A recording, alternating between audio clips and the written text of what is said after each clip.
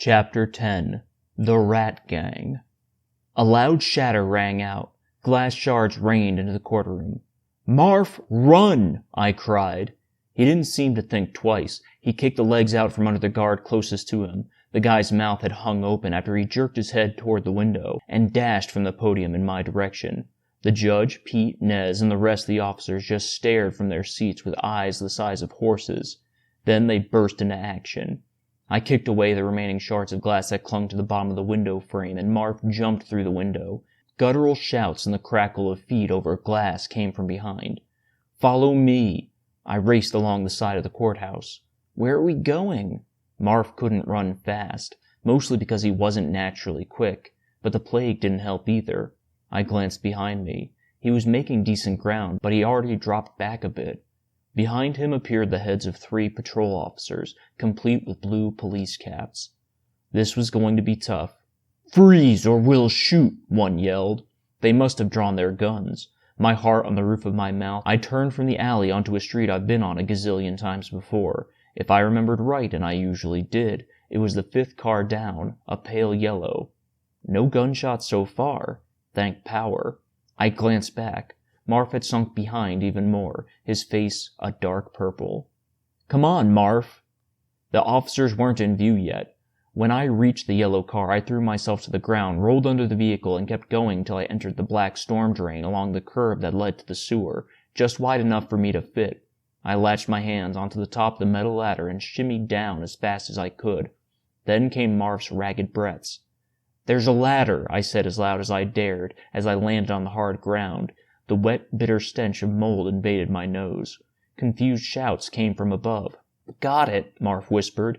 More a wheeze, and he hit the ground hard next to me, the sound bouncing off the sewer walls. I cringed and waited a second, but no more sounds came from above. "Follow me," I whispered. "They'll figure out where we went before long." I clicked on my flashlight and we headed along the concrete platform, slower this time so Marf could catch his breath. At least it was a little muggy down here. A welcome change from the constant overbearing cold. I kept the friendly yellow beam of light on the cracked ground so we could see where we stepped, though the calm flow of water came from our left. Out of the corner of my eye, I could make out the dark stream that coursed there. Gray brick walls curved into the ceiling. We reached the first intersection. I visualized our position based on my memory of the street above, and headed north toward the suburbs. I kept my free hand on the chipped, cracked wall to our right as I went. From time to time we stopped. I switched off the flashlight and we listened, but we never heard any footsteps. Looked like we'd lost our chasers. Marf's silence made it obvious he was still pissed at me, though, but I couldn't let that bother me. I was so happy he'd not only agreed to, but had actually broken out of the prison faction. I didn't know what I'd do without him. We passed small chambers to the side of the main sewerway. One time I pointed my flashlight's beam into one of them and swept it over rusted bed frames complete with deflated mattresses. They rested on stone platforms to the sides of the grotesque water. A couple fold-out metal chairs sat at the entrance. Remains of the rat gang? Marf's breath came out steady now. Gotta be. And probably some of the last ones left. Not that the rat gang brought much down here, anyway. We'd learned about the rat gang in our nurture factions. It was the suburbs gang's biggest enemy until the legendary Alik Badalux family led the suburb gang to victory over it and took over Middleton. Like most times when I was down here, a scene I imagined happened 50 years ago flashed through my head. Grungy kids slept on the mattresses, knives under their pillows. Others sat on the chairs by the entrance to the main chamber of the sewer, deathly quiet as they listened for signs above ground of the attacking suburb gang. The sound of faint footsteps came from above, and the kids by the entrance dashed over and prodded the others awake. They all climbed up the closest ladder and slipped through the sewer grate to surprise the intruders. According to our lessons, the suburb gang lost a lot of soldiers to the rat gang's clever sewer strategy. When we made enough ground, I pocketed my flashlight, grabbed the nearest ladder, and climbed it. "Stay here," I whispered. I peered out of the storm drain onto the broad street, Route 240 with its massive potholes and large patches of vegetation that had overtaken parts of it. It was empty. Good. Judging by the walls of dark forest that closely hugged it, we were a couple of miles from the suburbs, so we must have traveled further than I thought. That was okay, because the sewer system petered out in the suburbs. It wasn't as big and complex as it was in the middle of town. The suburbs were on a higher ground, so water ran downhill into the center of Middleton. I climbed back down the ladder. We should hang out here until it gets dark. How come? Marf's voice came out extra high. It'll be a lot easier to sneak past the suburbs then. We sat in silence on opposite sides of the ladder, though it might as well have been a hunk of metal a trillion times bigger. A couple times I opened my mouth, but nothing came out. What could I say, really? Thanks for breaking me out, man, Marf said at last in a sincere voice. I sagged more against the side of the ladder. I'm just glad it all worked out. Don't think I'll let it go that easy, though. You screwed up my life, man. I know. My throat felt scratchy. Chud's large, plump figure, complete with his usual goofy grin on his face, crept into my mind. How could somebody so nice, so funny, and so much fun be so wrong about curiosity being a good thing? It just didn't make any sense, but it was true. I know I've said it a million times already, but for what it's worth, I'm sorry. Marf rolled a glass bottle around in his hands. Must have found it nearby. A big, ugly roach crawled around inside it.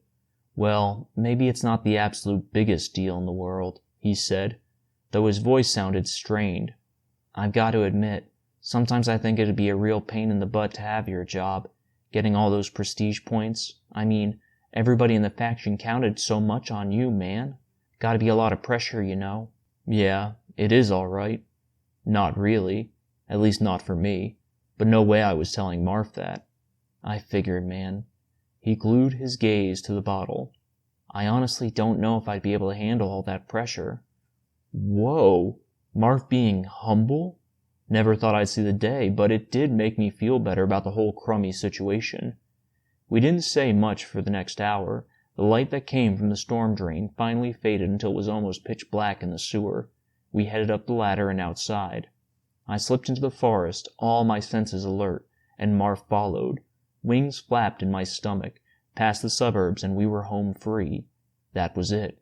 We wound through the woods along the streets, though they were swamped with at least twice as many patrol officers as last night, probably because I broke Marf out of jail, and there is no doubt still a nice, juicy bounty on my head. Our heads. I made sure we stayed far enough away in the forest, but even farther than last night, so the officers couldn't hear Marf. If possible, he was even louder than usual, since his legs shook real hard. Scared of being so close to the officers, I took it, though he'd never admit it if I accused him. Within 20 minutes, we made it to the outskirts of the suburbs, as far as I'd ever been. So close. Enough moonlight streamed from the sky to reveal a line of about 5 pickup trucks that had been placed in the middle of the wide street that led out of town, probably dragged there by horses ages ago. Since the vehicles weren't used by factions to carry VOs to the mansion every day, they'd become extremely rusted and sagged against the ground. A boy sat on the one in the middle. A rifle end poked out from his lap, and loud snores came from his direction. That's it? I whispered. We stood in the woods by the road. That's Middleton's main line of defense? There's not much of a reason to be afraid of the gangs past the farms, Marf said. They know we've got guns. Yeah, but what about other towns out there? We'd learned from our nurture factions that from time to time the Battlelux family sent spies to the towns that surrounded Middleton, even ones outside the old world state Pennsylvania. The scouts discovered that each town had a similar system as Middleton, a ruling family or group that studied the VOs the rest of the citizens collected, all in an attempt to rediscover power and find a cure to the plague. Marf shrugged.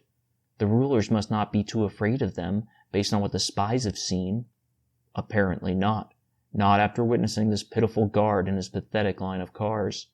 The giant fence that surrounded the mansion flashed into my mind, and the powerful jolt and sparks it made when I touched it, not to mention the incredible pain that had shot through my hand. Was that the rulers' real line of defense? Did they plan to only protect themselves and their precious VOs with their power fence if some seriously strong outside force attacked? More than anything, I wanted to tell Marf the manor had power, but he'd just get pissed again. He headed along the side of the woods, his short legs still trembling. Despite the delicate operation, I held back a grin and followed. We passed the sleeping boy, making sure to stay far enough away, and continued down the road until he was out of view. Then we walked along the middle, still deathly silent. Marf's strides were steady again, and the wings in my stomach stopped flapping so much. We'd done it. The hard part was over. Now to find a farmhouse. The broad street, which we could see thanks to the pale glow of moonlight, gradually sloped uphill. Deep black forest surrounded the road on both sides. Eventually we slowed to what felt like a crawl, though sweat matted our clothes to our hot skin. At least my skin burned like a torch, a good thing considering the night chill. My stomach growled. I'd completely forgotten that I hadn't eaten since last night. "We're gonna have to get hunting soon," I said. "I could eat a horse." Marf let out a weak chuckle. "Tell me about it, man. Thank power there's all this woods around. Should be easy enough to find food. Only problem is I need something to hunt with." "We'll find something, even if we have to make it. Let's get to a farmhouse first. I'll feel better when we've put some good distance between us and the suburbs." Finally the road leveled out. 2 huge hills loomed in the distance, one at each side of the street. "What's that?" Marf pointed toward the one on the right. No, not a hill. At least I'd never seen one like that. Looked a bit like a funnel with a wide bottom that curved thin in the middle, and then grew wide again at the top. "That's not a farmhouse, right?" "Don't think so. I don't think farmhouses are that big or shaped like that. Looks like some other kind of building." "Weird. Wonder what's inside it." I shot him a sideways glance. "Not that I'd ever go and find out," he said real quick. "I'm not that stupid, man." Rolling meadows replaced the forest on both sides of the road. 2 black shapes in the distance grew quickly as we approached. "That's gotta be a farm," I said. "Those 2 buildings are probably a house and a barn. Want to head there? You think we're far enough away from the suburbs?" "I think we're okay. Besides, we don't know how far away the next farm is, and I'm too tired and hungry to go much more, man." He hobbled next to me, shoulders hunched. I couldn't agree more. Even for me it had been too much traveling for one day. Eventually we came to a narrow road almost entirely eaten by weeds. It pointed towards what had to be the house, since it was kind of shaped like the ones in the suburbs. As we approached the 2-story structure, faint orange rays of the morning sun poked out of the sky and played across its wooden facade. We'd been traveling all night. I lifted a foot to step on the porch when Mark grabbed my arm and tugged me back. All I could manage was a grunt in response. "I just thought of something, man." His words sounded like the last breath of a dying animal's, but I sensed the concern that edged them.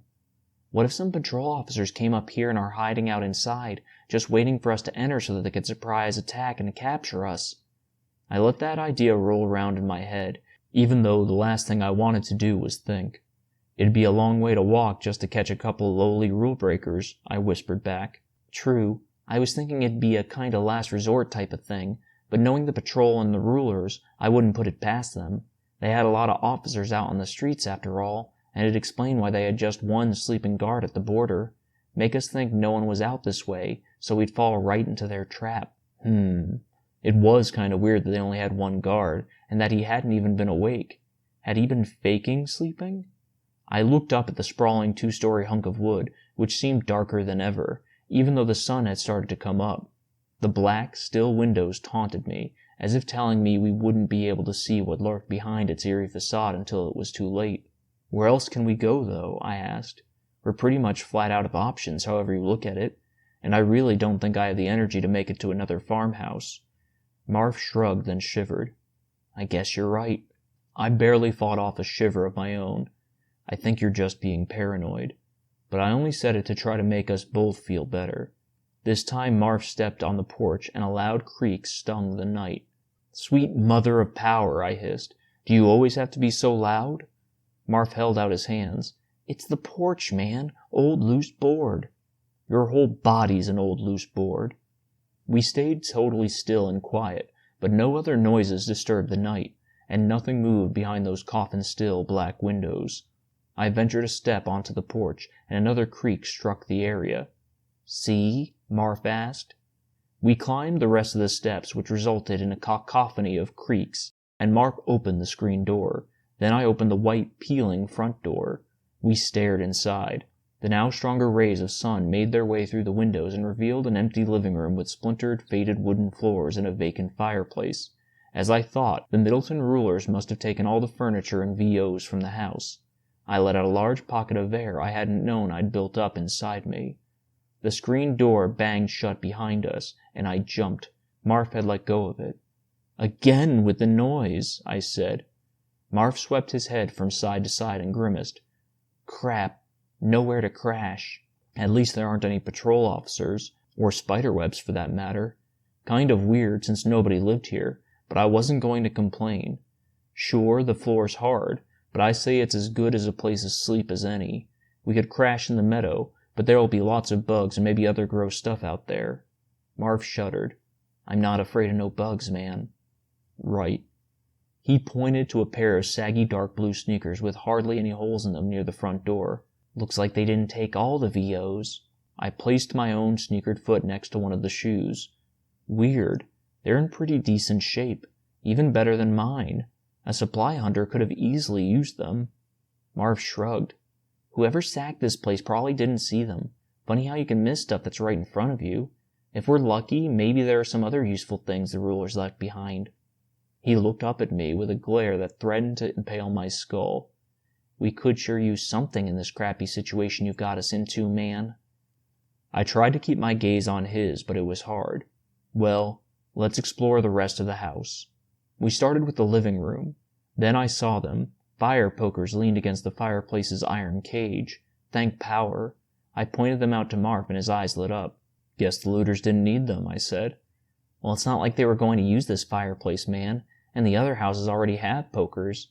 He picked up one and caressed the gnarled hook-like point at the end. His mouth twisted into a rich, malicious grin. Yeah, this baby'll work all right. It's a nasty thing, I'll tell you that. I choked back a laugh. He looked so puny and harmless compared to the long, sharp poker. We checked out the rest of the house, both the first and second floors, but the whole place was empty. No furniture of any kind except a rickety wooden table and chairs in the kitchen that looked ready to collapse. Hey man, check it out. Marv stood by the window of what used to be the master bedroom on the second floor, though the bed wasn't there anymore. Looks like there's a garden outside. The sun bathed the backyard in enough light to make out a couple of rows of brown, scraggly plants. A light green tinge poked out of them here and there, as well as a few tiny, shriveled red spheres. Tomatoes, he said. You're right. Tomato plants. Look like they're just about dead, though. True. He frowned. Wait a minute. I'm no plant expert like Jarrus, but won't vegetables die in the fall unless they're in a hydroponic greenhouse? Well, yeah, that's probably why they're dying. Sure, but that means someone's been here in the past year. No way they would have survived last winter, man.